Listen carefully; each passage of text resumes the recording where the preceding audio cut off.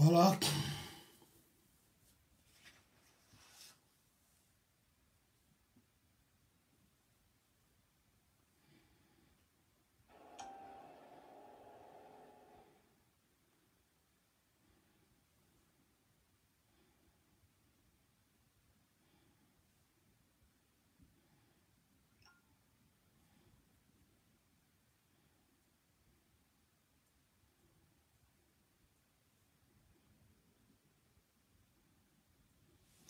Alors, chers amis, merci. On va parler de notre pays. On va parler de notre pays.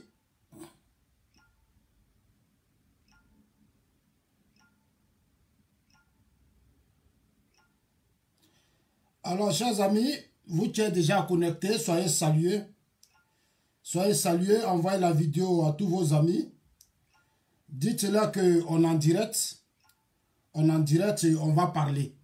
On va parler aujourd'hui, c'est samedi. Envoyez la vidéo à tous vos amis qui sont chez eux. Dites-leur qu'on va parler. Voilà, dites-leur qu'on va parler. Ceux qui vont se réveiller après auront le temps encore de suivre la vidéo. Mais on va parler de notre pays. Ce beau pays de Feu Félix Houphouët-Boigny. Ce beau pays qui a été détruit après 25 ans de conflit entre nos aînés. Après 25 ans de conflit entre nos aînés, ils n'ont pas pu s'asseoir pour régler les problèmes. Ils n'ont pas pu s'asseoir pour régler les problèmes. Ils veulent nous laisser en héritage leurs conflits. Alors nous autres, on a compris. Notre génération, comme le président nous a déjà interpellés, il n'y a pas longtemps, il a dit que je vous donnerai le pouvoir en 2020. Alors nous avons déjà commencé à nous regrouper au niveau de la France, partout, en Allemagne, aux États-Unis, partout. Les Ivoiriens commencent déjà à se mobiliser, ils sont déjà debout. Sachez que dans peu de temps, nous allons passer à la vitesse supérieure. La Côte d'Ivoire est notre pays. C'est le seul pays que nous avons. De la même manière que ici, les Blancs se battent pour leur pays, pour la dignité de leur pays. Les Blancs se battent pour la paix dans leur pays, la stabilité dans leur pays. Nous allons aussi nous battre pour la paix et la stabilité dans notre pays. Nous sommes engagés dans ce combat. Notre pays a souffert des caprices, des colères, des humiliations et des haines, de certains hommes ambitieux, de certains ambitieux égoïstes. Aujourd'hui, il faut relever le défi. Et le défi nous appartient en tant que jeunesse. Nous faisons 80% de la liste électorale, de l'électorat ivoirien. Le débat doit nous revenir. Nous devons maintenant prendre nos responsabilités pour sauvegarder la paix et la stabilité dans notre pays. Parce que c'est notre pays. Nos amis ont fait leur part à notre temps, à notre tour, de nous lever. On nous levait comme les Blancs le font chez eux. Ici, ils ont leur divergence. Mais quand il s'agit de l'intérêt de leur pays, ils ne jouent pas. Ils ont leur divergence, même à l'Assemblée nationale, ici, ils vont faire par là. Mais quand l'intérêt du pays est en jeu, on ne joue pas avec. Et quand l'intérêt, c'est-à-dire quand le chef de l'État, ici, est attaqué par n'importe qui, on ne joue pas avec. Parce que le président de la République, c'est notre père, c'est le père de la nation. Le chef de l'État est le père de la nation. Il mérite respect. Le chef de l'État nous représente au plan diplomatique partout. C'est lui qui représente la Côte d'Ivoire. Le chef de l'État, c'est lui qui signe les décrets. Donc nous, en tant que citoyens, patriotes, parce que le patriotisme, le vrai patriote, c'est celui qui aime son pays, qui ne cherche pas à aimer un chef d'État, qui ne cherche pas à mourir pour un chef d'État, qui ne cherche pas à mourir pour des individus ou après, mais c'est quelqu'un qui respecte les institutions de son pays.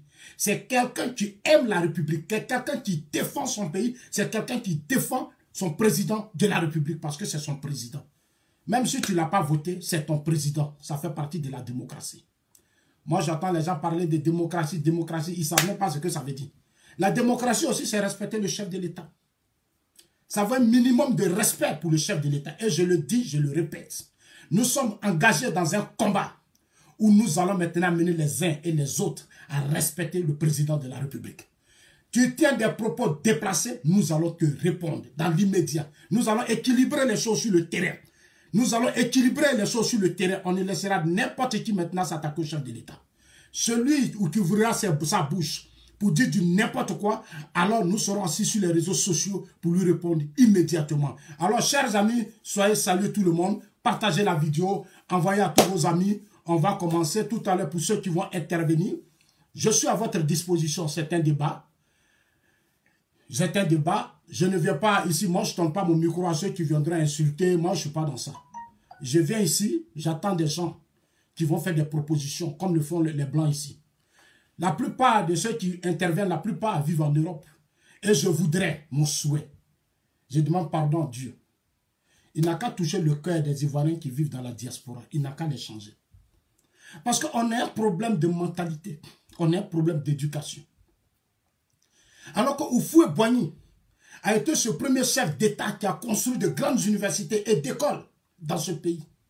Mais quand vous regardez aujourd'hui cette jeunesse à l'extérieur, quand vous regardez les propos, les insolences, les injures, on a l'impression qu'Houphouët n'avait pas construit d'école. On a l'impression qu'on n'avait pas été à l'école. C'est vraiment décevant. Pour l'amour des chefs de l'État, des Ivoiriens sont détruits, même la jeunesse. Pour l'amour des leaders politiques, la jeunesse est divisée. Et le vrai mal, c'est dans la diaspora. Des gens qui ont quitté leur pays et qui sont venus vivre dans un autre pays pour apprendre. Malheureusement, ils n'apprennent pas. Malheureusement, quand ils viennent, ils n'apprennent pas, mais je comprends. Je comprends. Mais quand vous n'apprenez pas comme ça, n'emmerdez pas les gens. Occupez-vous de votre emploi. Et puis arrêtez de vous mêler dans des débats qui ne sont même pas à votre niveau. Ne forcez pas. Parce que de là où je suis en Suisse, j'ai très mal. J'ai mal que dans mon pays, en ce 21e siècle, des gens vont agresser des diplomates, des fonctionnaires proches du chef de l'État, qui sont en mission en France. Mais vous ne pouvez pas voir, même des Ghanéens, des Français et autres, se comporter de la sorte. Est-ce que les Français en Côte d'Ivoire peuvent comme ça agresser des proches du président français en Côte d'Ivoire, en visite en Côte d'Ivoire? Est-ce qu'au Ghana, ils peuvent faire ça? Au Nigeria, est-ce qu'ils peuvent faire ça? Il n'y a qu'en Côte d'Ivoire qu'on voit des gens, je ne sais pas, des Ivoiriens, et des gens même souvent qui ont dépassé un certain âge, mais qui n'arrivent pas à se ressaisir. Des mamans, des pères de famille, qui vont agresser, mais vos enfants là, quelles leçons vous avez donné à vos enfants? C'est quelle leçon? Allez arracher valise. Et puis dire que dans valise là, il y avait l'argent dedans. Dans vos yeux là maintenant, ça va. Donc nous on est foutus dans nos valises là. On ne va plus marcher en Europe. Quand on va marcher, on dit valise des assauts là, il y a l'argent dedans. Il y a l'argent dedans. C'est malheureux. Je pense qu'il faut vraiment qu'on essaie d'éduquer le peuple. Le peuple a besoin d'éducation. Les Ivoiriens ont besoin d'éducation. Et ce n'est pas seulement les Ivoiriens. Kim Il-sung en Corée du Nord, quand il lançait sa révolution contre le capitalisme, l'impérialisme, a dit un message fort. Il dit, la meilleure façon de réussir à changer les gens, c'est d'abord de former la mentalité même des cadres. Il faut éduquer les cadres et les masses populaires. Parce que si des gens ne sont pas éduqués, ils ne sont pas formés, ça rend la tâche difficile. Je disais ça à un ami hier, je dis, mais souvent vous parlez de CFA. Mais le CFA là, même si on change, rien ne va changer. Ça sera toujours la même situation. Même si on veut demander on n'a qu'à changer CFA, on restera toujours les mêmes hommes. On restera toujours les mêmes hommes. Parce que le vrai problème, c'est la mentalité. C'est la mentalité. Ce n'est pas le CFA qui est le problème. Le vrai problème, c'est notre mentalité. Notre mentalité applaudit la déstabilisation de nos régimes, des coups d'État, des terroristes. En tant qu'Africains, on participe à ce désordre. Donc voilà le vrai problème. C'est nos mentalités, on ne s'aime pas. Surtout dans les pays francophones, on est les peuples les plus divisés. On ne s'attend pas sur les lançanciers. Tout le monde est intelligent dans nos systèmes francophones. Donc on ne va pas avancer. Pour dire aux gens que ce n'est pas le CFA qui est le problème, mais c'est la mentalité. Regardez chez nous aujourd'hui. Voilà un monsieur dont le thème, je reviens au thème, John Soro. Chers amis, on va commencer le direct maintenant. Alors, le thème du jour,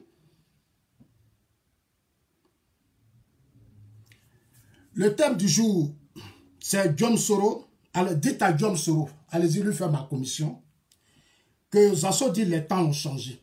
Les temps ont changé. Et que le président Ouattara n'est pas babo. Le président Ouattara n'est pas babo. tu lui as permis de créer sa rébellion. Le président Ouattara n'est pas le régime FPI. Le président Ouattara n'est pas Laurent Gbagbo. Parce que depuis que notre frère a rendu sa démission, il crie sur tous les toits. Ça dit quelqu'un qui a occupé des fonctions importantes. Ça dit quelqu'un qui a occupé des fonctions importantes à un moment donné de l'histoire dans notre pays. Grâce à ses armes. Parce que le FPI n'a pas su mater sa rébellion. Le FPI a joué le jeu en divisant le pays en deux pour s'enrichir à un Soro. C'est-à-dire les militants du FPI, Diom Soro FPI, avec le camp FPI, ont joué un jeu et ils nous ont imposé un système dans lequel nous sommes restés pendant 8 ans, pendant 10 ans. On n'a pas connu de développement, même de stabilité. On est passé d'accord en accord avec une certaine hypocrisie.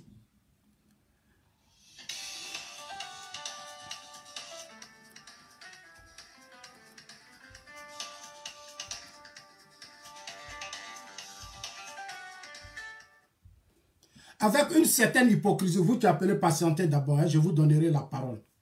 Je vous donnerai la parole, suivez d'abord ce que je suis en train de faire. Et quand je vais finir, je vous libère la parole. Voilà. Vous allez parler tout à l'heure. Je vais d'abord nettoyer à côté. Alors, des individus, des gens qui ont dirigé la Côte d'Ivoire et qui sont restés dans un business. Moi, j'appelais ça un business. Les accords politiques de Ouagadougou, on a traîné partout dans la sous-région. Alors qu'on pouvait régler ces problèmes rapidement. Puisqu'on connaissait les problèmes depuis Félix Houphouët-Boigny, on a créé le Front républicain. Donc, tous les problèmes, on savait déjà ça. Donc, on pouvait régler rapidement ces problèmes. Mais on ne l'a pas fait. On est tourné en rond. On a passé notre temps à fatiguer le peuple de Côte d'Ivoire. À passer notre temps à diviser les Ivoiriens. À opposer les Ivoiriens contre d'autres Ivoiriens. Et on a perdu beaucoup d'argent. On n'a pas connu de développement. On a enrichi des individus. Les gens ont réfléchi, ils ont collé leur système. Soro a Bouaké. Laurent Gbagbo de l'autre côté, Soro à 60%, et Gbagbo dit, moi j'ai 40% utile ici. 40% ici, Soro à ses 60%. Et ils sont restés dans ça. Aujourd'hui, ce même monsieur Diom Soro, qui a réussi à madouer Gbagbo, aujourd'hui, parce qu'il a quitté, d'après lui, au départ, il nous a fait croire que c'était par conviction qu'il avait quitté l'Assemblée nationale. Moi, je vous ai dit depuis le premier jour, que Diom Soro là, il n'est pas sérieux. C'est un manipulateur, il n'est pas sérieux. Diom Soro veut nous imposer, notre génération, une certaine mentalité. Ça dit la désobéissance, la haine, la violence, la manipulation pour atteindre ses objectifs. Diom Soro n'est pas quelqu'un qui veut aider notre génération. Mais comme lui n'est pas un modèle pour nous, il n'est pas un modèle pour nous, nous on va le recadrer parce que nous sommes de sa génération. Nous sommes de sa génération. Donc nous on doit lui répondre. On doit lui dire que ta guerre a tué des jeunes. Des milliers de jeunes ont été tués à Bouaké. Même en 2010, des étudiants se sont affrontés. Il y a eu des morts. Non, il faut qu'aujourd'hui, on recadre Diom Soro. On n'a pas le choix. Je ne peux pas accepter, je le répète. Nous sommes dans un état. Et nous sommes en train de construire un pays qui a trop souffert. 25 ans d'instabilité depuis qu'Oufou est mort. Nombreux Ivoiriens ont disparu. Il faut aujourd'hui recoller les choses. Et c'est ce combat que le président Alassane Ouattara a engagé. Aujourd'hui, il a relevé l'image de la Côte d'Ivoire. Il a positionné la Côte d'Ivoire au rang des grandes nations. Aujourd'hui, dans notre pays, il y a plus de 1 500 000 visiteurs par an qui rentrent en Côte d'Ivoire, qui traversent notre aéroport. Ça veut dire que les investisseurs rentrent dans notre pays. Les gens se mobilisent au sommet de la Côte d'Ivoire. C'est un grand défi. Mais nous, en tant que citoyens, nous devons participer à cela. Nous ne devons pas nous replier sur nous. Nous devons nous lever comme un seul homme pour dire à certains individus que le président Ouattara, c'est notre chef d'État. Vous l'aimez, vous ne l'aimez pas, ça c'est votre problème. Mais c'est notre président de la République. Il travaille. On doit l'encourager à travailler et à ramener la paix en Côte d'Ivoire. Je remarque qu'il y a un groupe de personnes comme Diom Soro qui veut que la paix revienne. La paix là, ça doit être lui et Bédié. Ça dit eux là, ça dit Bédié, Soro là. Bédié, Soro, la Côte d'Ivoire doit se limiter à eux. La Côte d'Ivoire, parce qu'ils ont leur parti politique, ils ont des personnes qu'ils maîtrisent. Alors, au nom de ces personnes, parce que pour eux, ils vont aller voter en 2020. Comme ces gens-là vont aller voter en 2020, eux, ils ne comprennent pas. En 2020, ce sont des voix. Donc, qu'est-ce qu'ils font? Ils se mettent dans un système pour faire du chantage. Diom Soro est rentré aujourd'hui dans un conflit direct. Dans un conflit direct avec le président de la République. Regardez ses discours.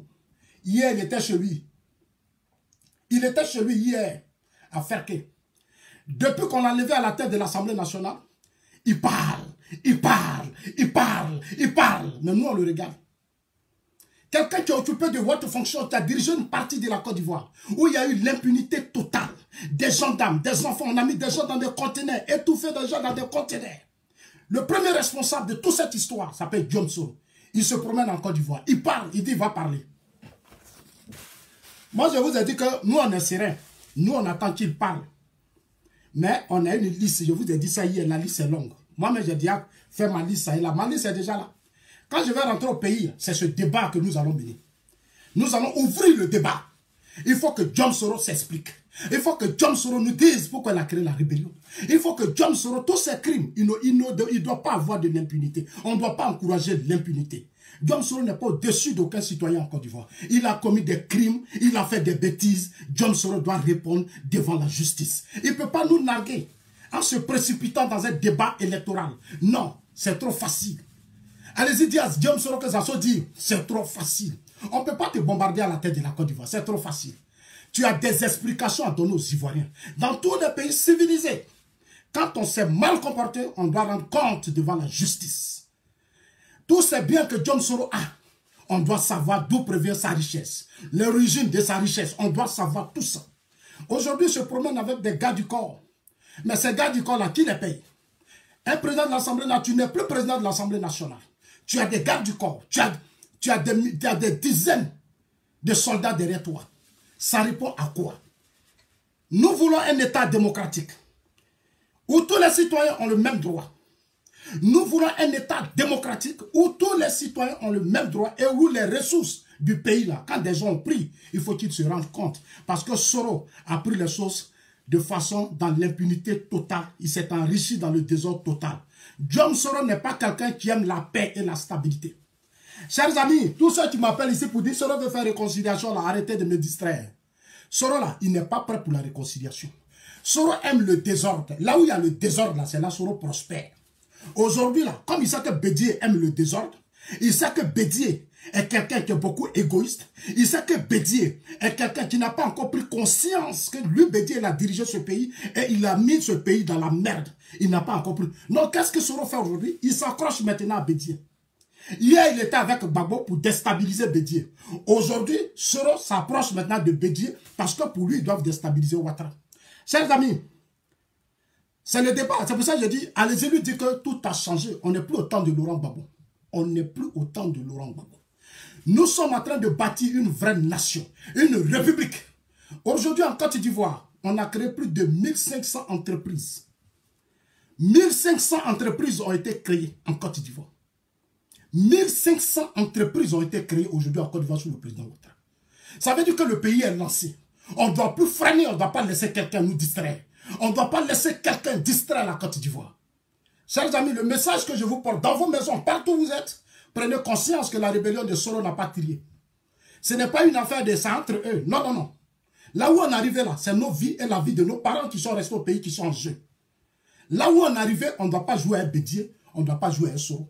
Tous ceux qui te mettront dans de l'alliance, de coups d'état, de déstabilisation, je leur dirai que là où ils vont passer là, nous on va passer là-bas. On va passer là-bas et on ne laissera personne détruire ce pays. On ne laissera personne. Aujourd'hui, on veut des projets de société, des programmes. Soro n'a pas de projet de société, n'a pas de programme. Tout ce que Soro veut, depuis la Fessie, il a régné dans le désordre. Depuis la Fessie, il a régné dans le désordre. Soro veut continuer de régner dans le désordre. Soro a tenté de déstabiliser le régime Ouattara en 2007, je vous le dis et je vous le répète. Il a tenté de déstabiliser le régime avec l'appui de ses soldats. On sait comment ils ont tenté de coincer le chef de l'État. Le président, comme un grand homme, a réussi à s'imposer et il a payé l'argent des soldats. En réalité, c'était du faux derrière. On a fait une liste de 1000 personnes. Mais derrière ça, c'est une poignée de personnes qui allaient prendre l'argent dans les banques. Parce que le président a réussi dans l'immédiat à faire entrer l'argent. Et il a donné, mais ceux qui sont allés dans les banques, c'était une poignée d'individus. Derrière tout ça se trouvait Guillaume Soro. Guillaume Soro n'a pas condamné la mutinerie. Il n'a pas condamné la mutinerie avec Bédié, même le FPI. Parce que dans mon pays, l'opposition, c'est de dire non, non, non, non. L'opposant, c'est comme ça en Côte d'Ivoire. En Côte d'Ivoire, l'opposition, c'est d'être contre tout ce que le chef de l'État va faire. Regardez hier dans l'affaire de Benalla, en France, le président de la commission qui allait enquêter sur le problème de l'affaire Benalla, il est du parti républicain. Il est du parti républicain, mais il a fait son travail en tant qu'un patriote, en tant qu'un citoyen. Un vrai patriote, c'est celui qui aime son pays, qui défend les institutions, qui ne s'accroche pas à l'amour d'un individu. Non, qui aime d'abord le pays avant l'autre. Parce que aimer le pays, c'est aimer toi-même. Quand tu aimes le pays, là, ça veut dire toi-même, tu t'aimes. Parce que la stabilité dans le pays, c'est ça qui te donne du travail. La paix dans le pays, c'est ça qui protège tes enfants. Tes enfants vont aller à l'école, ils vont se soigner, ils vont faire tout. Mais c'est la paix. S'il n'y a pas de la paix dans ton pays, tu ne peux pas te réaliser. Tu vas rester en Europe, tu vas avoir l'argent, tu ne vas jamais investir ici. Tu vas payer les impôts ici, alors que tu as appelé à aller investir. Quand on vient à l'aventure, c'est pour apporter quelque chose à son pays. Quand on vient à l'aventure, c'est pour aller créer, investir. Parce que investir, c'est créer de l'emploi.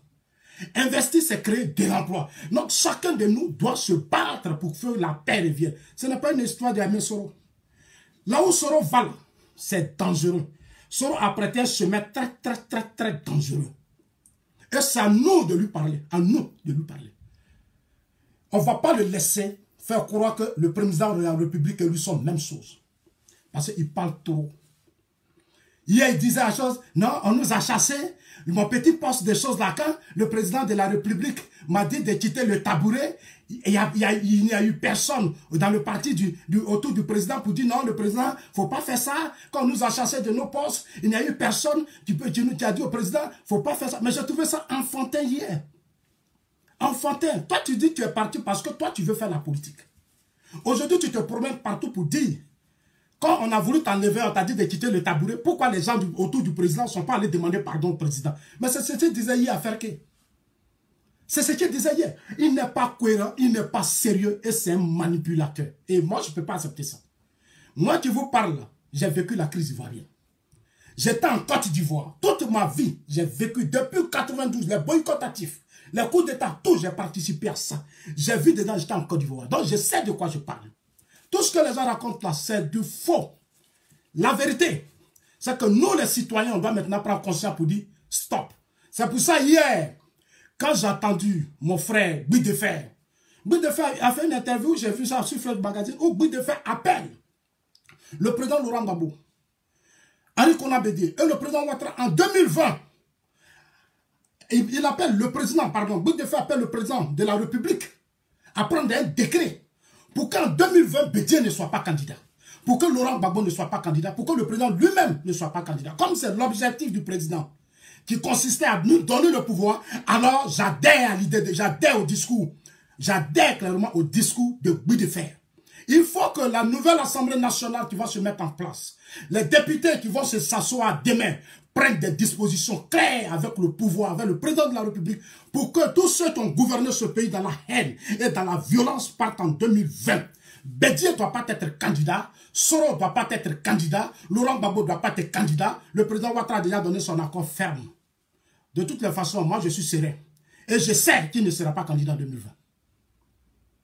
C'est pourquoi je vous appelais déjà à nous préparer, parce que nous avons un jeune à positionner qui a bossé dans ce pays, qui a travaillé. Il y a une vidéo que je voulais montrer aux Ivoiriens. Tout à l'heure, je vais vous montrer. Donc, chers élèves, Soro a tout obtenu sous Gbagbo. Il a le nord. D'après lui, il dit recevoir tous les chefs d'État le recevaient au Burkina. Il était au... C'est pas à cause d'Assemblée nationale. Là, moi, j'ai connu des gens d'aide. C'est pas à cause de vos petits postes. Mais toi, tu étais comment on appelle ça? À Boaké, là, tu étais là-bas en tant que qui? C'est parce que les gens venaient vers toi pour dialoguer, parler de paix. Parce que tu avais pris les armes. Gbagbo n'a pas réussi à te désarmer. Gbagbo, le FP, ils sont restés dans des conflits inutiles.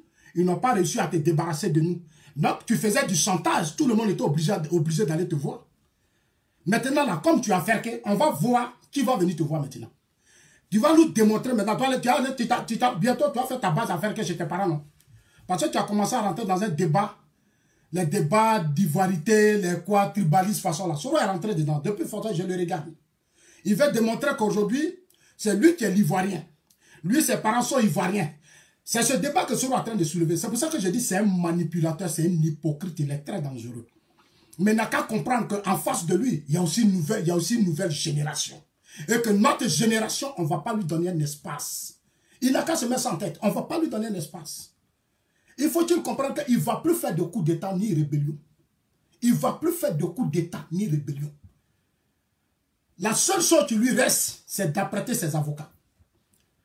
C'est la seule chose qui reste aujourd'hui à Soro, c'est d'apprêter ses avocats.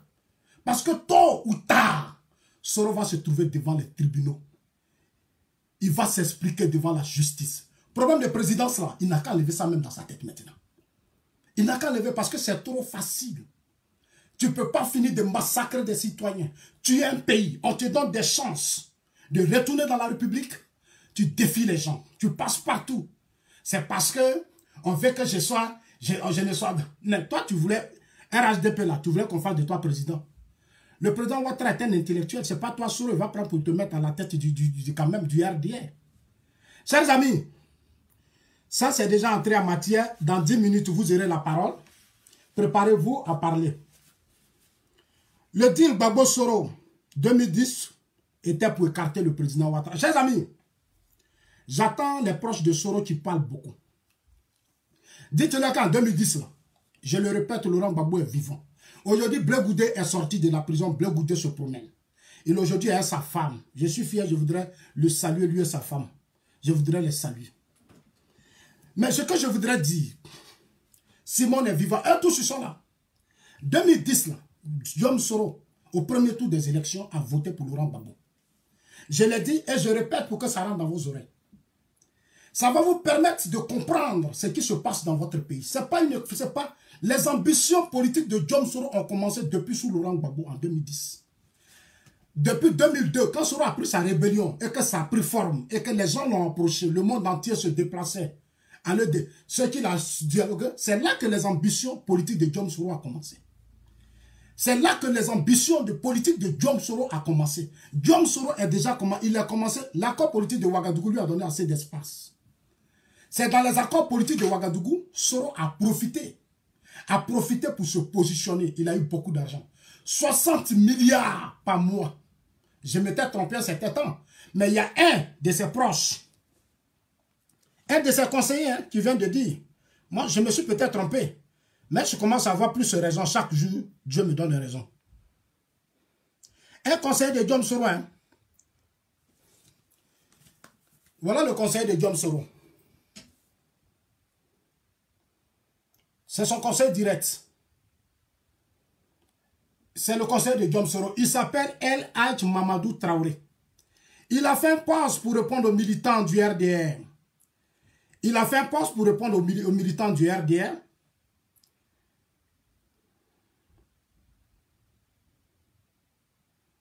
Bon, il parle de la raison. Voilà, il a dit que il a dit que Guillaume Soro n'est rien et ne sera rien. Il répondait à certaines questions. Et il allait plus loin pour nous démontrer que, dois-je rappeler à ces militants anesthésiques qu'avant l'arrivée du RDA au pouvoir, Guillaume Soro fut Premier ministre avec un budget de souveraineté qui tournait autour de 60 milliards de francs CFA. C'est-à-dire depuis 2007 jusqu'en 2010, Guillaume Soro avait un budget de souveraineté de 60 milliards. Pendant que la jeunesse ivoirienne souffrait. Les patriotes étaient dans des conditions difficiles. À Bouaké, les gens qui ont été tués, leurs familles, leurs enfants souffraient. Laurent Gbagbo avait donné un budget de 60 milliards à Guillaume Soro. Sans même compter, ne comptez même pas les ressources du Nord que Guillaume Soro gérait. Il avait son ministère de l'économie, il avait tout. Plus les 60 milliards, Guillaume Soro était devenu vachement riche. Gbagbo lui a donné le temps des passeports diplomatiques. Il a nommé même ses proches. Et Gbagbo leur a donné des passeports diplomatiques. Guillaume Soro a profité de tout ça et puis il s'est installé. C'est là que ses ambitions politiques ont commencé. Son combat contre le président Ouattara a commencé. Moi, j'étais là. J'étais avec le président Ouattara. Je sais ce qui s'est passé.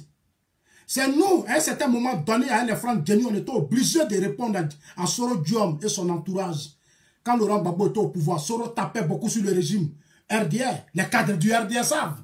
Soro tapait. C'est nous, on était obligés d'organiser des conférences pour répondre à Soro. On dit, on ne peut pas accepter ça. Tu es Premier ministre.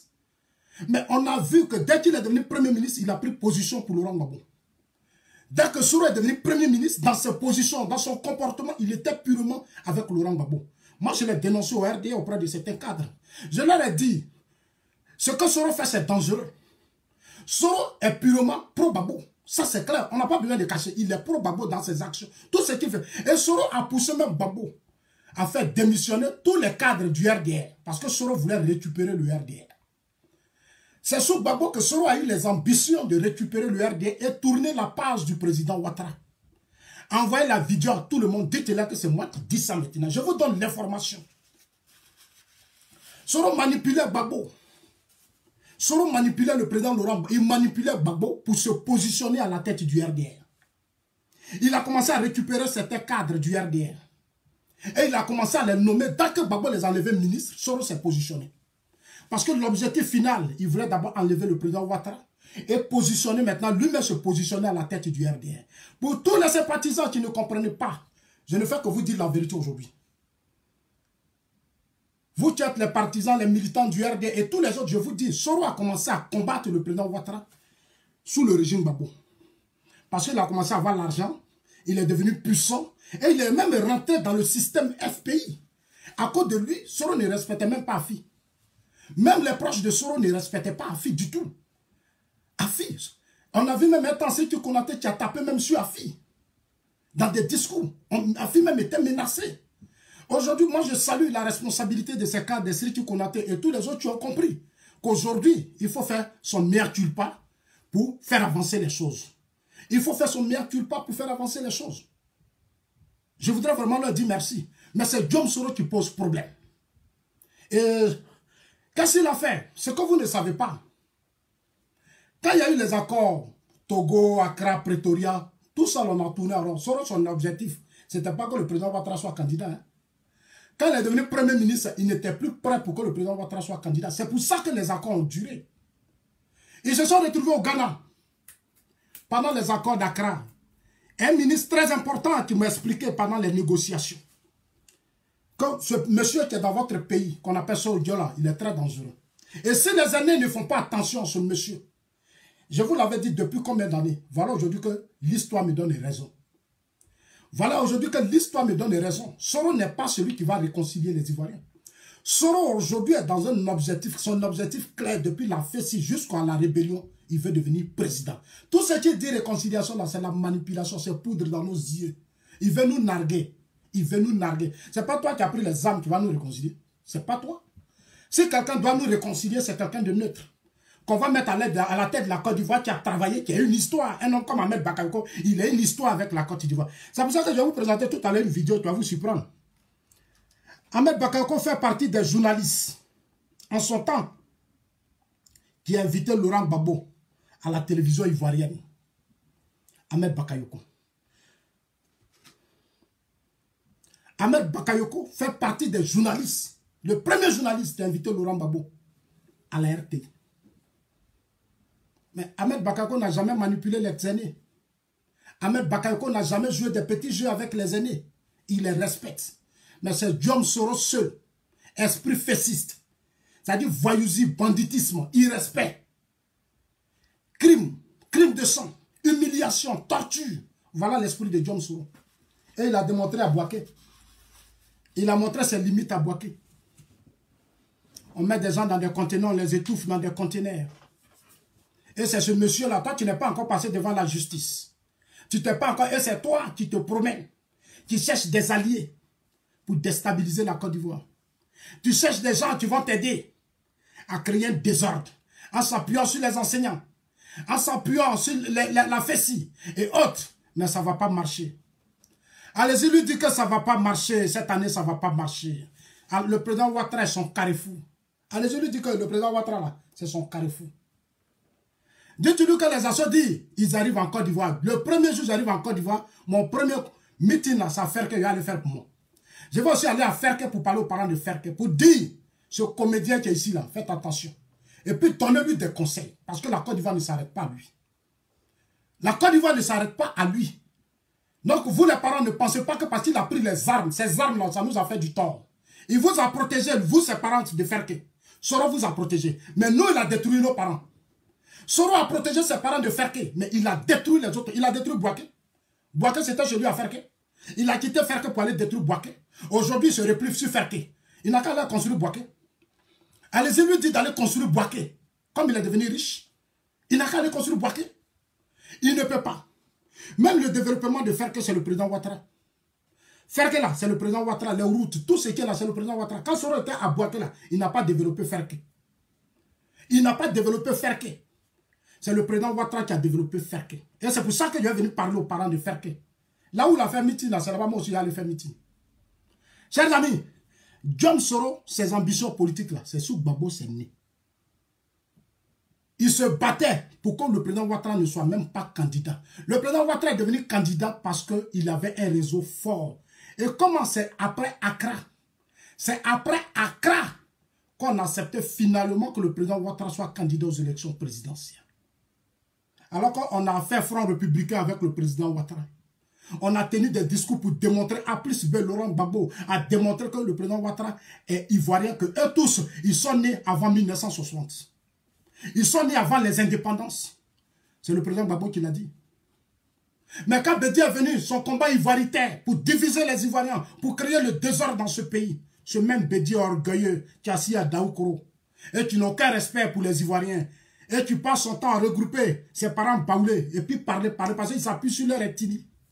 Des hommes politiques qui s'appuient sur leur groupe ethnique pour toujours créer les désordres. Des hommes politiques qui n'ont pas de programme de société, qui s'appuient toujours sur leur groupe ethnique. Ça fait pitié. Ça fait pitié. Et il faut changer cela. Il faut vraiment que dans notre pays, on change cela. Si on n'arrive pas à changer cela, chers amis, on va mourir tous comme des cons. On va tous mourir comme des cons. On va mourir tous comme des cons. Mais Dieu merci pour eux qu'en 2020, il n'aura rien. Ils vont rester se replier dans leur village, ils vont faire leur amitié, ils vont passer, mais nous on va créer dans tout ce qu'ils font. Aujourd'hui, le monde a changé. Le monde a changé, on n'est plus au temps de Laurent Gbagbo, de Bédié ou autres. Nous sommes dans un monde nouveau, où il y a eu beaucoup d'investisseurs en Côte d'Ivoire. Chers amis. Donc, chers amis, c'est ce que je vous expliquais. En 2010, même 2010, Laurent Gbagbo, je vous l'ai dit, a donné beaucoup d'argent à Soro pour l'aider à gagner les élections. Laurent Gbagbo a donné beaucoup d'argent à Soro pour l'aider à gagner les élections. Nadi Bamba sait. Nadi Bamba sait, Simone sait, Afin Guessan sait. Afin Guessan sait. Et tous ils savent. Hein? Gbagbo a donné l'argent à John Soro pour l'aider à gagner les élections en 2010. La suite, on a connu, il y a eu la rébellion. Il y a eu la rébellion. Il y a eu des morts en 2010 pendant les élections. Soro est allé à la primature. Il allait à la présidence pour dire à Gbagbo, il faut me reconduire. C'est leur business, c'est leur deal qui était là. Gbagbo devait reconduire John Soro. C'est les cadres du FPI, les Simone qui ont refusé. Soro n'est pas allé dire à Gbagbo, il faut démissionner parce que tu as perdu l'élection. Il ment. Il ment. Il ment. Aujourd'hui, il veut se presser, aller dire à Gbagbo, il est pressé pour aller voir Gbagbo pour dire à Gbagbo, ah, j'ai menti là-bas, pardon, il faut me protéger. J'ai menti, il faut me protéger. Voilà le combat de John Soro. Voilà son seul combat. Alors, chers amis, je vais vous faire d'abord écouter la petite vidéo.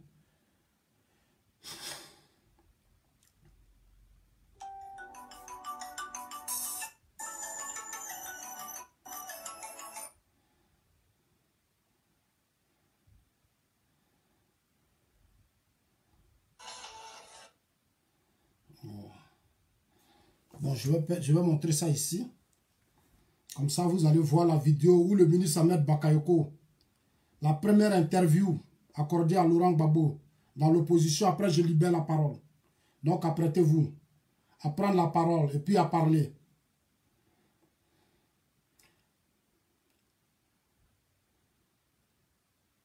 Ici, c'est en 99. Laurent Gbagbo était à Libreville. Il est arrivé, il a été accueilli à la GESCO. Il a déclaré qu'il y a des coups d'État qui sont salutaires et qui font avancer la démocratie. Et M. Oussou, je vous regarde droit dans les yeux. Vous le savez, si ce n'était pas ce coup d'État-là, votre parti minoritaire de Gbagbo est devenu, vous ne serez jamais au pouvoir. Vous êtes au pouvoir parce qu'il y a eu ce coup d'État, il y a eu cette fissure dans la société ivoirienne. Donc, non, c'est pas la vidéo là. Voilà. Ça, c'est la première interview que le ministre Ahmed Bakayoko a accordé à Laurent Gbagbo. Je vous laisse écouter au moins 2-3 minutes. C'est Ali Koulibaly qui est là. Ali Koulibaly, cadre du RDR. Dans le temps, ils étaient tous, hein. Ils étaient tous. C'était un seul esprit dans le temps. Ça, c'est Ali Koulibaly. Derrière Ali Koulibaly, il y a Laurent Gbagbo. C'est pour juste vous amener à comprendre la politique ivoirienne, ceux qui sont dans les émotions. Gbagbo avait eu besoin, à un certain moment, de donner des cadres du RDR.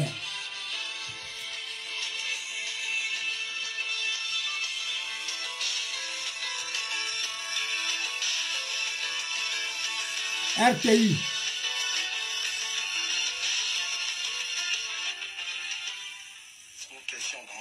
Ça, c'est le ministre Ahmed Bakayoko. Après, comment M. le secrétaire général se porte matériellement, ça va mieux parce qu'on vous a vu arriver en patrouille.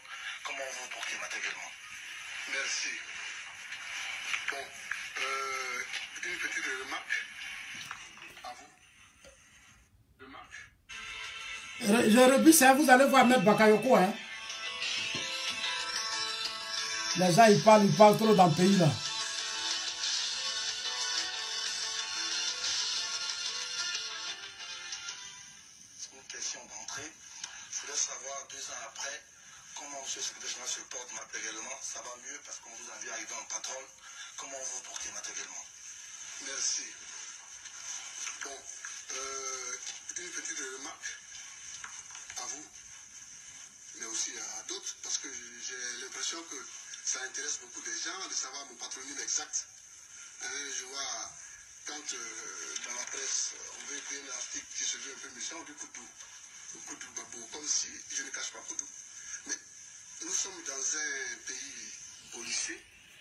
Voilà, ça c'est juste cette petite partie que je montre pour ceux qui ne connaissent pas trop, qui ne connaissent pas, qui ne savent pas qu'à un certain moment donné en Côte d'Ivoire, il y a des gens qui ont pris leurs responsabilités pour Gbagbo.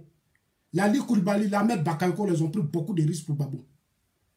Comme beaucoup ne savent pas, je vous ai montré ça pour voir ça. Ça c'était dans les années 90. C'était dans les années 90. C'est là que Ahmed Bakayoko ont pris leurs risques à la RTI, puis ils ont invité Gbagbo. Mais la suite, on a connu ça sur le PDCI. Ça, c'est déjà une petite information que je vous donne. Voilà.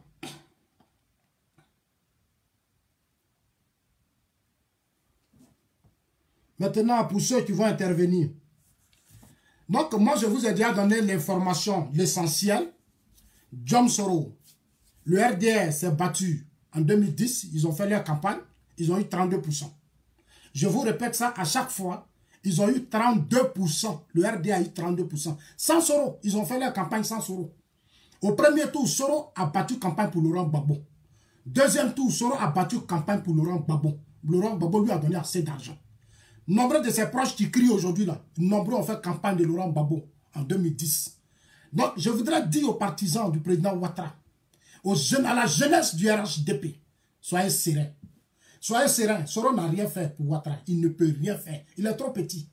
Il est trop petit. S'il est garçon, il n'a qu'à créer son parti politique. Il y a quoi, un comité politique. Il cherche quoi derrière Bédier. Un garçon, là, quand tu crées politique, va convaincre la jeunesse. Va vers la jeunesse, propose ton programme de société, ton projet de société. Ne cours pas derrière les ennemis. Soro cherche toujours à courir derrière. Il veut se mettre sur la couverture de nos ennemis. Soro, là, il veut toujours être en bas des ennemis. Créer des petits palabres, des désordres. Mais comme Bédier ne comprend rien, il y a des gens qui me disent, votre Bédier ne comprend rien. Moi, je vais vous dire ça. Ça vous fait mal, je vais vous dire que Bédier ne comprend rien. À son âge, là, il n'a pas encore compris ce que c'est que la stabilité dans un pays. Parce que dans ce désordre-là, eux, ils veulent des désordres. Et puis chaque jour, on va venir les voir pour dire, tiens, je veux tel ministre. Il va se comporter comme le président du conseil d'administration de la Côte d'Ivoire. Et puis pourquoi on nomme des personnalités dans le pays, on doit forcément aller voir Bédier. Il a assis à Daoukro pour aller le voir. Lui, ça passe, il ne peut pas tourner, il ne peut pas être tourné. Et il se bat toujours pour contrôler le PDCI-RDA. Voilà l'esprit qui est derrière. Ils sont assis là, à 86 ans, Bédier assis là. Et puis lui maintenant, il va dire, président Ouattara, il faut nommer lui là. Il faut nommer lui là. Il faut nommer lui là. Mais c'est quel pays on veut construire? Quand on veut nommer des gens, on les nomme sur des bases de la compétence. On regarde dans les villes, villages, on dit, bon, lui, non, mais chez nous, là, les partis politiques nous mettent dans une sorcellerie. Ils sont dans une sorcellerie. nos partis politiques. Ils mettent leurs parents, leur ethnie, leur groupe ethnique derrière eux, et puis on s'appuie sur eux maintenant pour nommer des personnalités. Donc on ne va jamais se développer. On aura un retard. C'est pour ça que j'ai salué la décision du président Ouattara, qui consiste à se débarrasser de tous ceux qui ne veulent pas se mettre au service de la République. J'assume cela et je suis fier de lui. Quand des gens ne veulent pas travailler, il faut les écarter. Quand des gens ne veulent pas travailler, il faut les écarter. C'est la vie d'une nation. C'est la vie d'une nation. C'est la vie d'un peuple. On ne joue pas avec ça. On ne joue pas avec ça. Je ne peux pas accepter que depuis quelque temps, John Soros nargue les gens. John Soros se promène partout avec des gars du corps. Mais il faut que tôt ou tard, il nous explique comment il arrive à les payer. Toutes ces personnes-là, comment ils les arrivent? Moi, je vous ai dit, ils dorment dans une résidence de 4 milliards. 2 résidences, ça fait pratiquement 10 milliards. Mais on doit savoir, tout cet argent-là, c'est quitté où? C'est là qu'on voit l'intelligence d'un peuple, d'une nation. Quand des gens sont matures, quand les gens sont matures, ils ne regardent plus la haine. Mais ils cherchent à faire de sorte que dans le pays, la richesse du pays soit bien partagée. Et ça doit être notre contribution. Maintenant, le combat juste, il consiste à faire de sorte que de la même manière que les Blancs font chez eux, les choses se passent comme ça chez nous.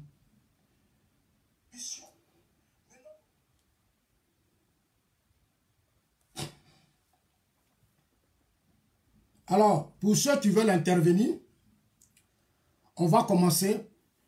Je vais donner aux intervenants. Ils vont parler et puis on va, en tout cas, apprêtez-vous, vous aurez la parole. Ici, là, c'est pour parler. Il s'agit de notre pays. Que vous soyez africain, que vous soyez ivoirien, nous sommes même chose. La Côte d'Ivoire, c'est pour nous tous. C'est pour nous tous. Nous devons tous nous battre pour que ce pays connaisse la paix et la stabilité. Nous devons nous battre pour que ce travail colossal lancé actuellement par le président Ouattara nous soit un véritable combat. Donc, chers amis, à ceux qui auront la parole, moi je vous donne la parole. Voilà.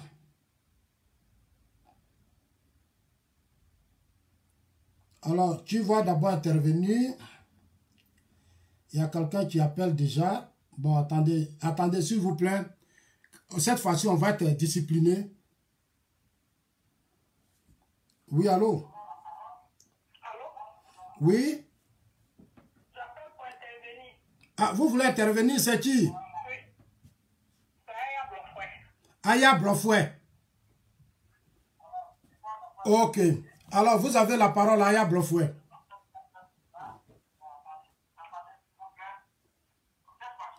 Il faut diminuer ta télévision là-bas chez toi et puis tu parles comme ça, on peut t'attendre. Non, je n'ai pas ma télé. Je ne suis pas côté de la télé.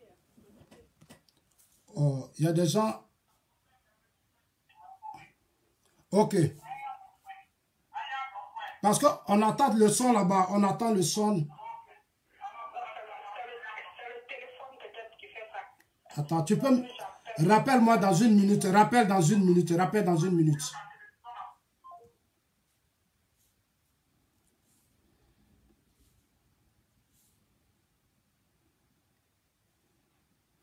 Voilà, tu peux rappeler maintenant. Bon, les gars, attendez, de toutes les façons, moi, je vais vous rappeler. Hein, laissez d'abord Aya Blofoué intervenir. Aya Blofoué, c'est ma soeur Baoulé. C'est ma soeur Baoulé. Ce sont ses parents qui ont été, voilà, à son Sakassou. Les femmes de Sakassou qu'on a massacrées. Puis Bédié ne parle pas de ça.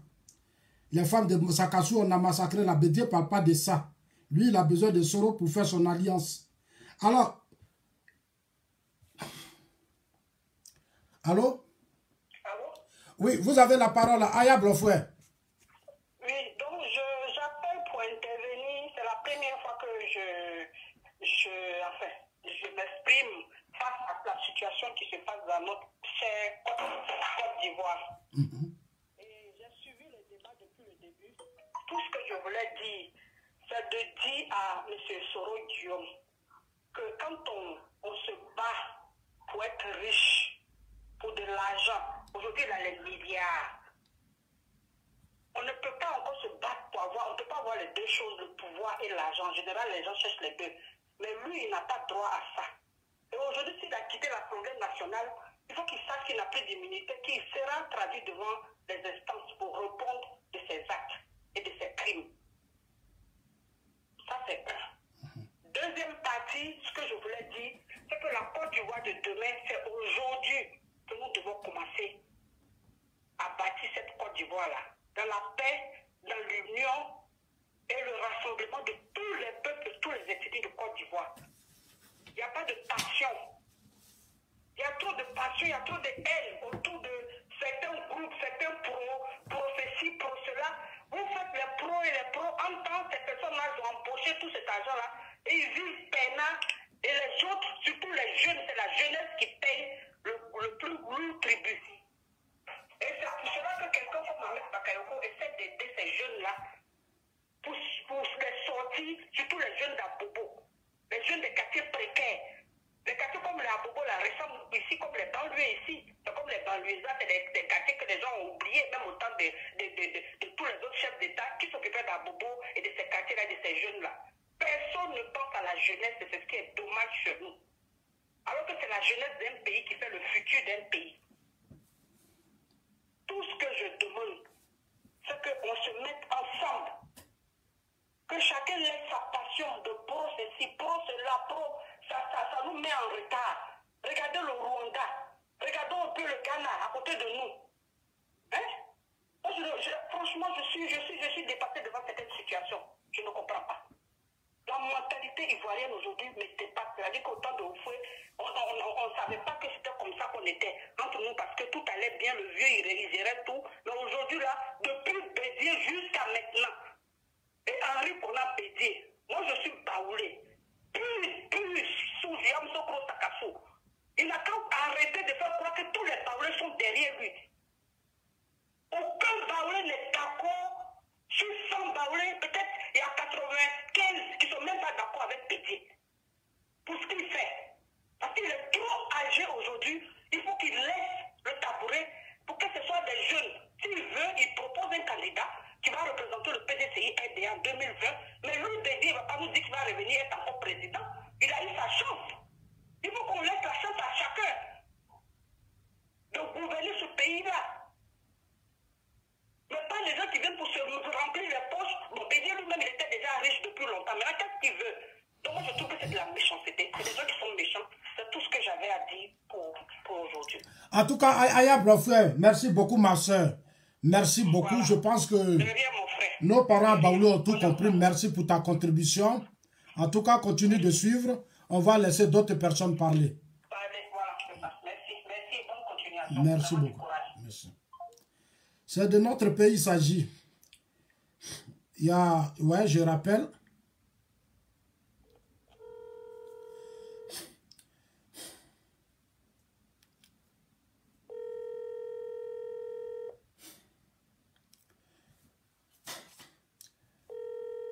Il n'est plus auprès du téléphone ou quoi? Moi, je vais couper, hein. Bon, ok.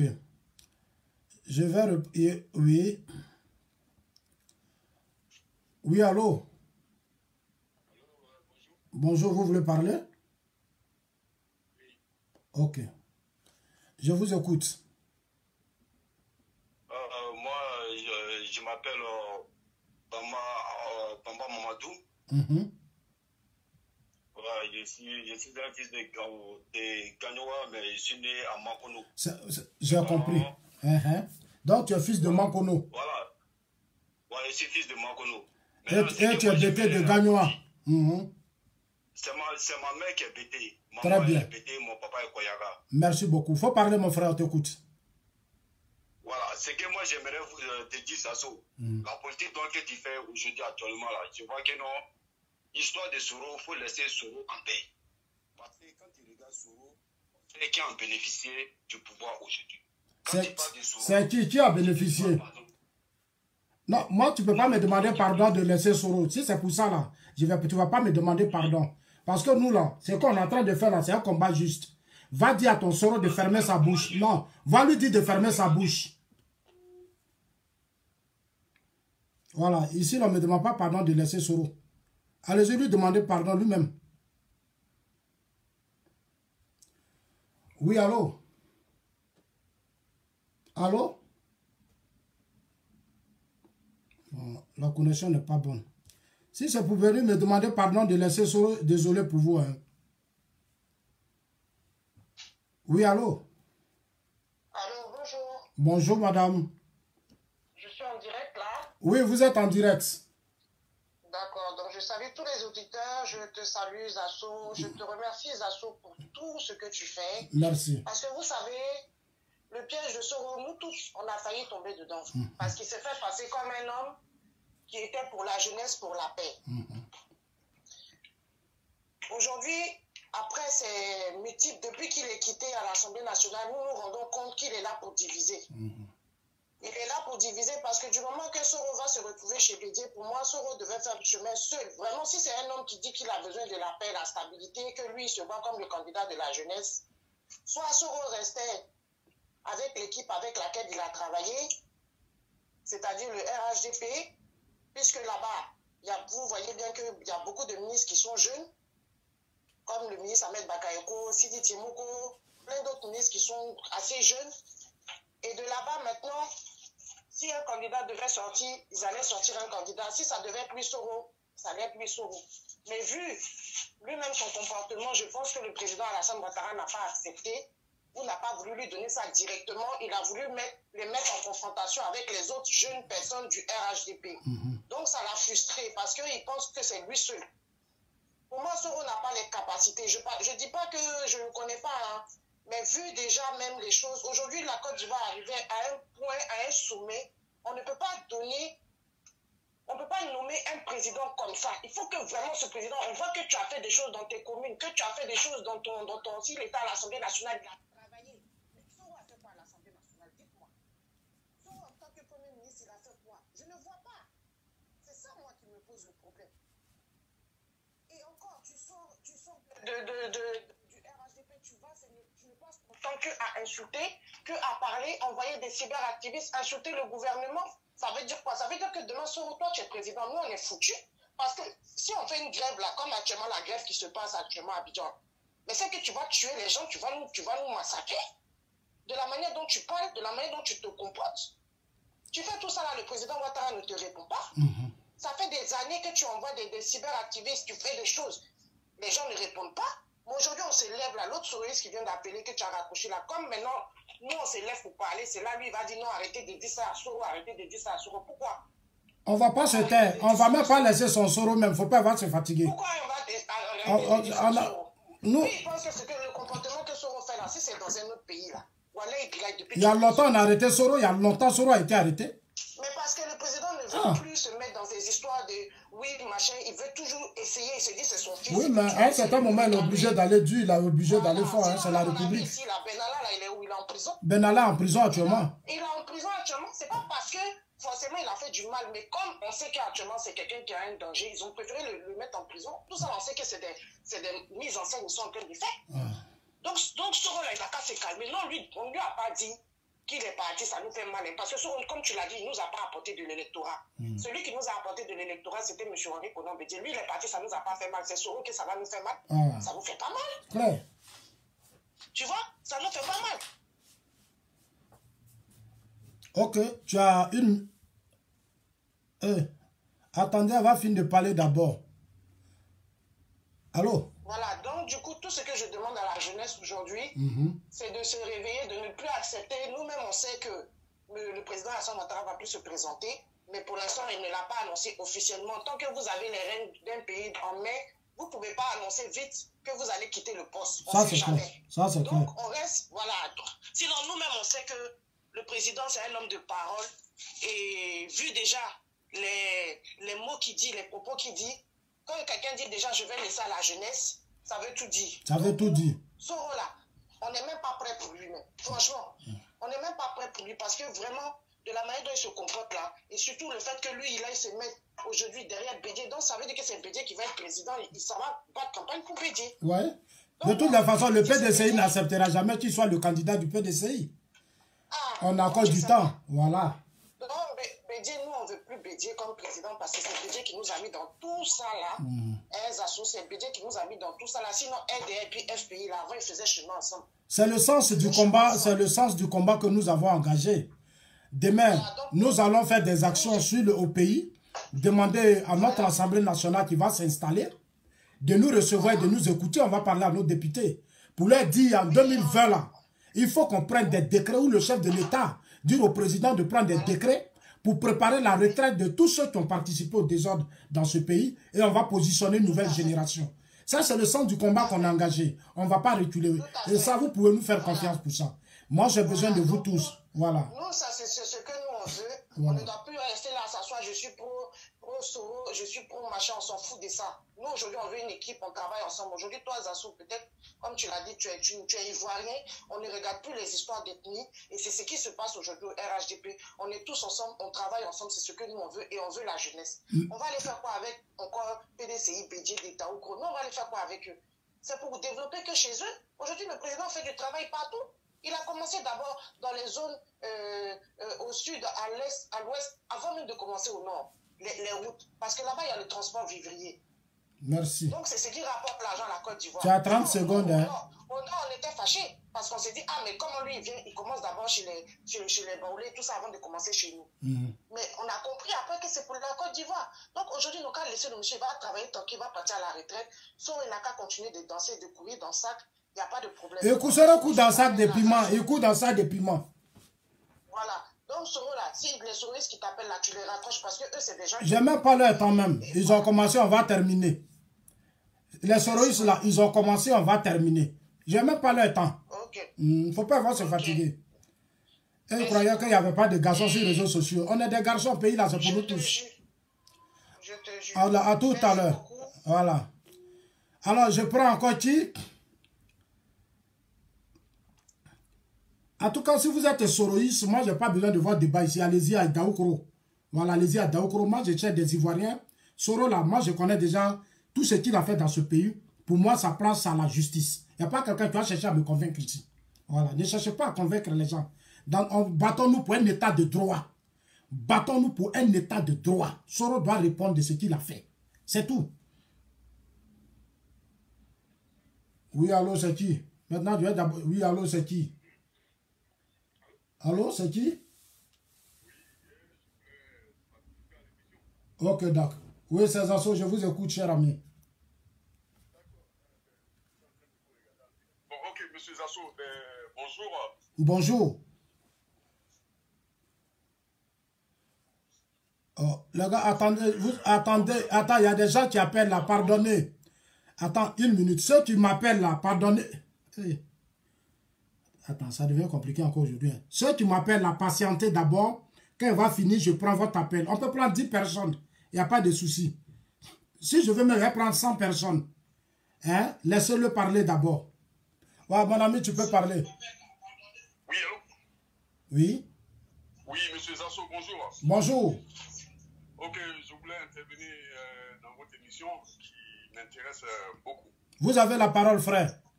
Alors, dans un temps, je tiens à vous remercier très sincèrement pour l'éclairage, pour la clarification que vous nous donnez à propos de ce sujet-là. C'est important. Chose a dit Bitogo, il dit la clarification. Voilà, il faut clarifier tout aujourd'hui. Il y a beaucoup de choses que je ne savais pas. Depuis que vous avez commencé à nous décortiquer ce dossier, cette affaire Soro, vraiment, j'apprends beaucoup de choses. J'étais dans les nuages un peu.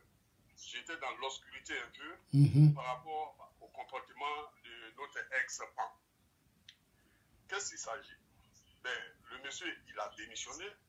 Alors, vous avez expliqué à tout le monde, lorsque nous sommes dans une nation bien civilisée, c'est le parti au pouvoir qui a la majorité qui conduit l'Assemblée nationale. Oui. Ça, c'est sûr de tout le monde. Oui. Tout le monde sait ça. Maintenant, le problème de notre pays, c'est que le taux d'analphabétisme est très, très élevé. Ça, c'est vrai. C'est ce qui est notre problème aujourd'hui. Les gens ne cherchent pas à s'instruire, les gens ne cherchent pas à s'informer. Ils sont assis devant leur petite bouteille de bière, ou bien devant leur petit plat d'aloco, ou bien dans leur gavadrome, en train de véhiculer n'importe quoi. N'importe quoi. Donc aujourd'hui, appelle ça, notre discussion sur l'éducation. Oui. L'éducation du peuple. Il faut que le gouvernement en place accentue, comment on appelle sa campagne de sensibilisation sur l'éducation.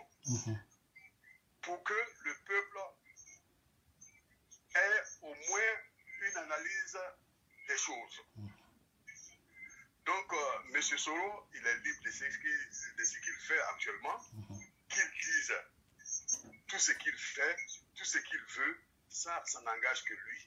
Mais tout ce qu'on lui demande, qu'il ait des propos de bon ton. Parce que la jeunesse le regarde. Il y a d'autres qui vont le suivre par le copier. Donc, les tons qu'il utilise là, ça peut réjaillir sur une frange de la génération juvénile. Donc, moi, c'est tout ce que je demande à M. Soro. Dans toutes les démocraties, tout le monde peut être candidat et qu'il batte la campagne. Maintenant, on l'a chassé, on ne l'a pas chassé, nous, on s'en fout de ça. Il est chassé ou il n'est pas chassé, ça, c'est pas notre problème, c'est pas ce que nous, on mange. Oui. Voilà, qu'il nous laisse travailler, vaquer à nos occupations, c'est pas la peine qu'il embrouille les gens. Aujourd'hui, ce qu'on veut, ce qu'on souhaite, qu'il donne du travail à la jeunesse.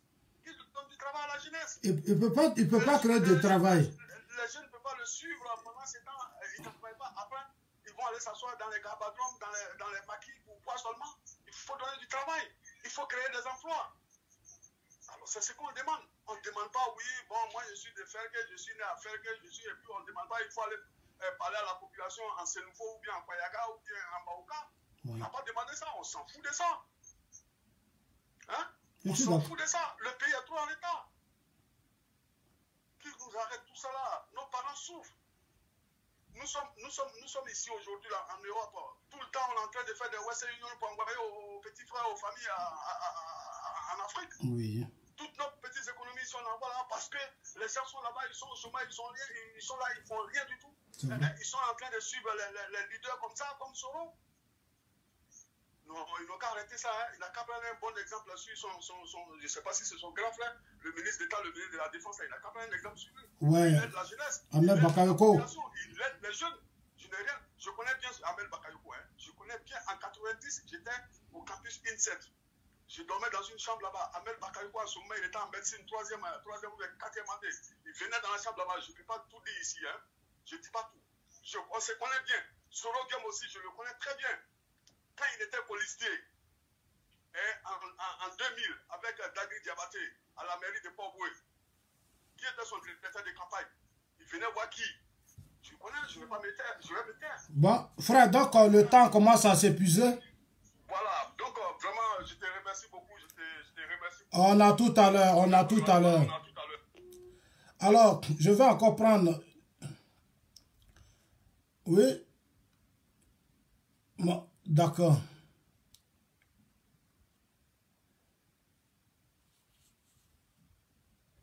Ça, c'est les États-Unis.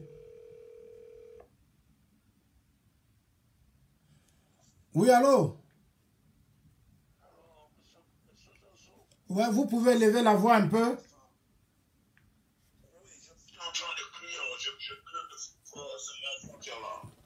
Excusez-moi, mon accent il est vilain, mais doucement, ok? Oh, no problem, no problem. No problem. Je suis ivoirien aussi. Il n'y a pas de problème. On a besoin de la contribution de tout le monde. Voilà, d'accord, merci. La Côte d'Ivoire, c'est pour tout le monde, donc parlons. Voilà. Pour Soro, si vous vous rappelez, en 2002, quand la rébellion il a commencé, vous vous rappelez, oui? Oui. Maintenant, à Boaké, on avait faim là-bas. Il y avait beaucoup de faim à Boaké.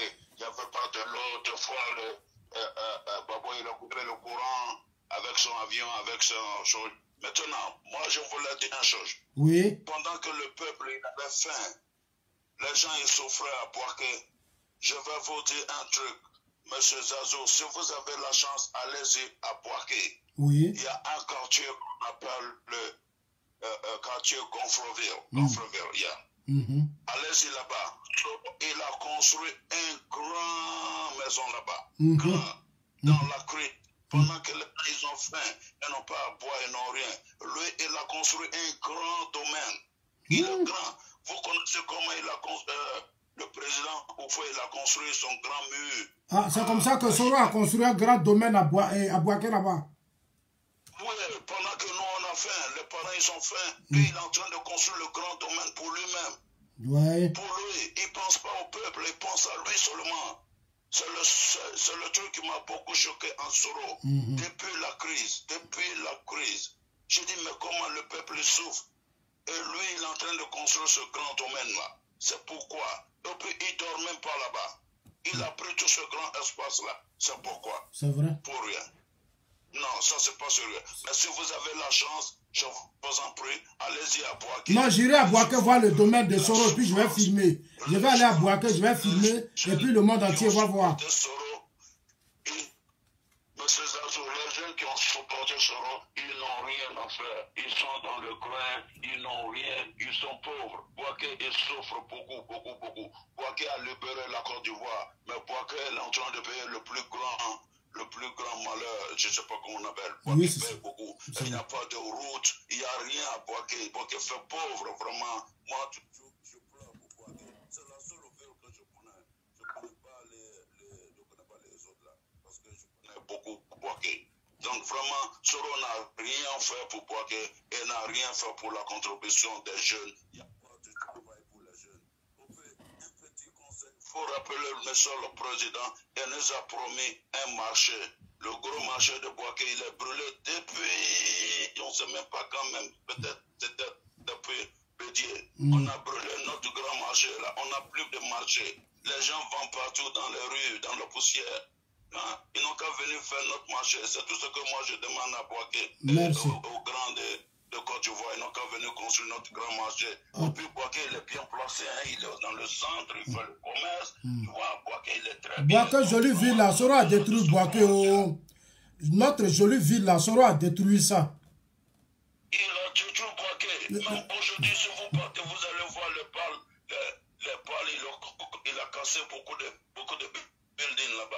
Les maisons, ils sont cassées. Jusqu'à présent, il y a encore le signe de la guerre là-bas, Il y a encore le signe là-bas. C'est vrai. Vraiment, moi je demande à l'autorité de penser un peu seulement à Bouaké. On a besoin de marchés de gros, et puis ça va aller. Même un peu de route, ça va aller. Bouaké n'est pas trop compliqué, les gens ne demandent pas beaucoup.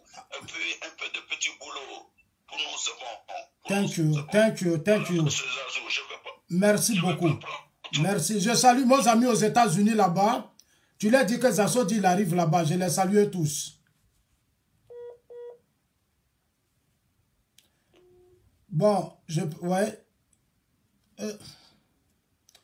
bon, oui, allô? Oui, monsieur Zazo, je voulais intervenir par rapport à ce que le monsieur Ah, ce que l'Américain... Ah, moi, si c'est pour me demander pardon de laisser Soro là, moi je coupe, hein.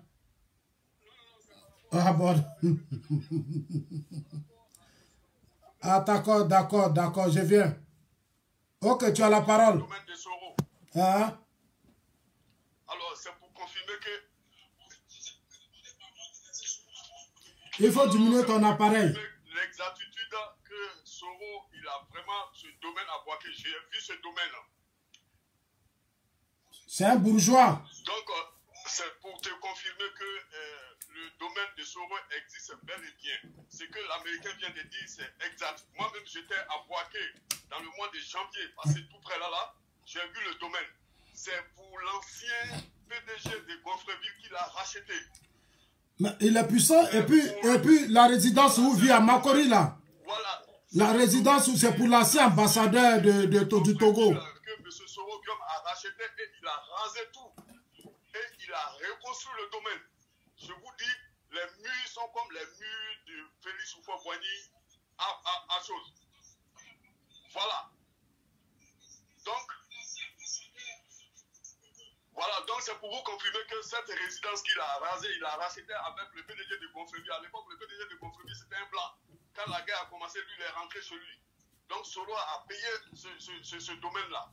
Et puis il a construit, on appelle ce coin Carrefour Soro. En allant à Gonfreville sur la route de l'aéroport, c'est non loin de l'aéroport. Il n'y a pas de problème. Et c'est là-bas, il faisait ses rendez-vous, il faisait ses réunions. Et après, quand il finit ses réunions directes, il va à l'aéroport. Il est à 5-10 minutes de l'aéroport. Donc, c'est ce que je voulais intervenir. En tout cas, merci pour ta contribution, cher ami. Soro a construit. Merci, merci. Quand on va aller à Bouaké, on va chercher sa résidence, on va montrer ça au monde entier. Un bourgeois qui nargue les gens.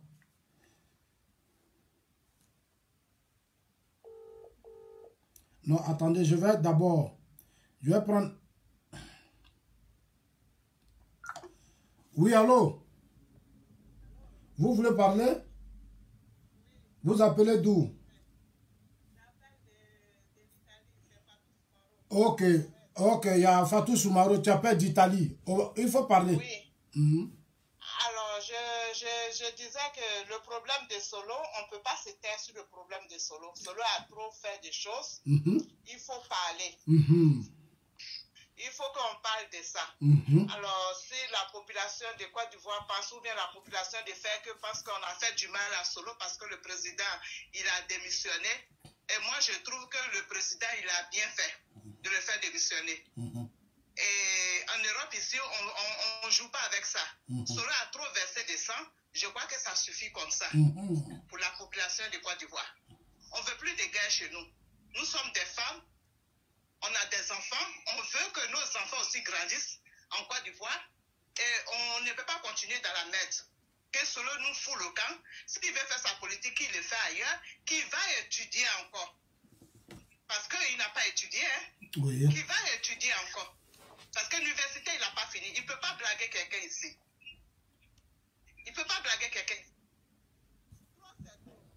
La division entre les Ivoiriens, là, celui-là et celui-là n'est pas celui-là. On ne veut plus ça en Côte d'Ivoire. On veut la paix en Côte d'Ivoire. On veut rentrer aussi chez nous, mon frère. Merci, maman. Merci beaucoup. Je te suis à tout moment. Merci. Et c'est ta soeur depuis l'Italie. Merci dans beaucoup. Ce combat-là, nous tous, on va combattre ça. Merci Surtout beaucoup. nous, les femmes, je demande aux femmes de la Côte d'Ivoire, toutes les femmes, de se lever dans ce combat-là. C'est vos enfants Soro à tuer. Dans ce combat-là, nous, les femmes, on doit se lever. Ouais. On ne doit plus laisser aux hommes. Okay. On doit se lever dans ce combat-là. Plus de guerre, plus de violence sur nous, les femmes. Merci beaucoup, maman. C'est trop.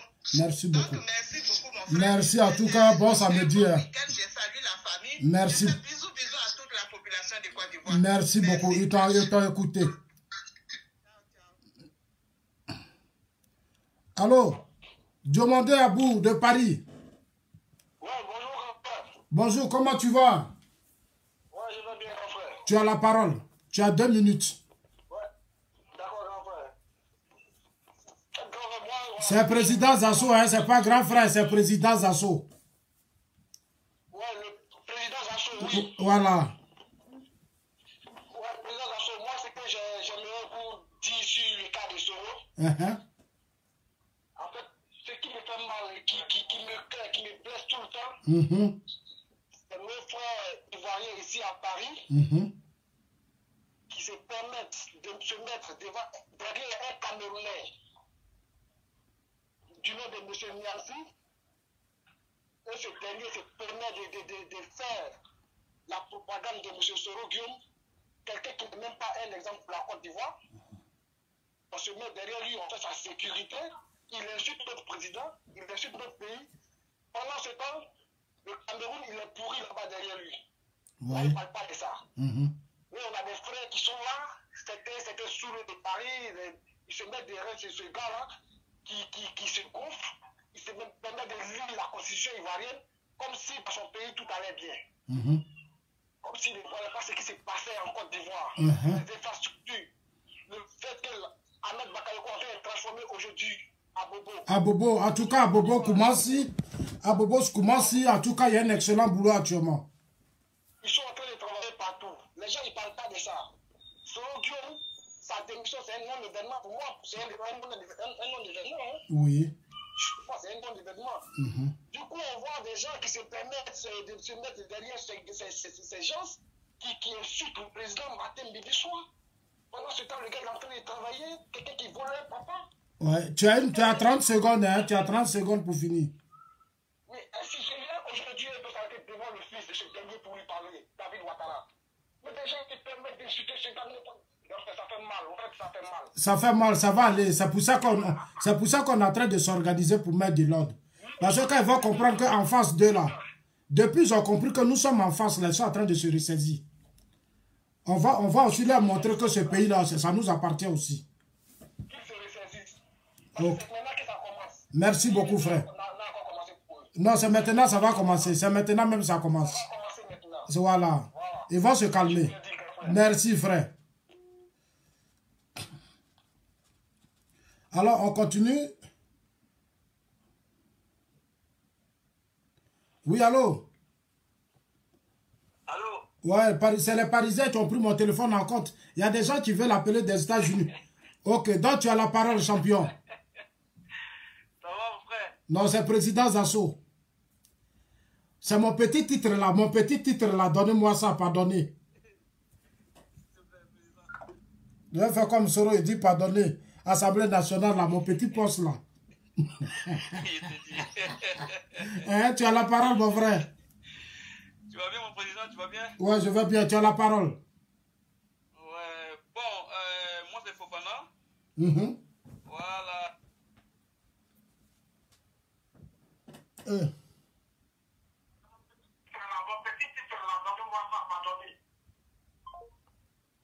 Oui, allô? Oui, allô, tu as la parole, hein? Oui, on t'attend. Voilà, il vient de Makono, je suis Fofana. Donc, moi, je n'ai pas beaucoup de mots à dire, mais moi, j'appelle la jeunesse. Voilà, j'appelle la jeunesse pour qu'ils puissent faire attention. Parce que Soro, il a envie de manipuler la jeunesse contre le pouvoir. Voilà, il est là partout, il parle partout, ils m'ont chassé, mais après, nous, on a qu'à faire quoi? Nous, on a qu'à faire quoi? Hein? Ils t'ont chassé, nous, là, on a qu'à faire quoi? Ah. Nous, on s'en fout de ça? Pendant 16 ans de pouvoir, il a eu 16 ans de pouvoir à l'Assemblée nationale. Il a fait 8 ans sous Babo, il a fait 8 ans sous le président Ouattara, il n'est pas fatigué. Il est le seul. Bah oui, alors, et nous, on a qu'à faire quoi? Avec toutes ces rébellions, tu as pris tout l'argent des rébellions, tu as assis dessus, hein? Et en plus, tu as tué, et après encore, tu veux manipuler encore la jeunesse encore, et pour le mettre dans la rue. Mais non, il faut arrêter. Il faut arrêter. Bah non, il faut arrêter. Nous maintenant, on est fatigués. Nous, on est fatigués, franchement, on est fatigués de lui. Et donc, voilà, nous la jeunesse, nous aussi encore, on veut avoir de l'argent pour, pour mettre nos enfants à l'école. Merci. Et encore, ils poussent à aller avant. Ok, d'accord. Ok, merci. Voilà, donc du coup, il faut arrêter. Il est parti. Basta. Nous, on s'en fout de lui. Voilà. Donc du coup, moi, j'appelle la jeunesse pour qu'ils puissent faire attention. Soro, c'est un manipulateur. Basta. Merci beaucoup, mon frère. Merci, merci.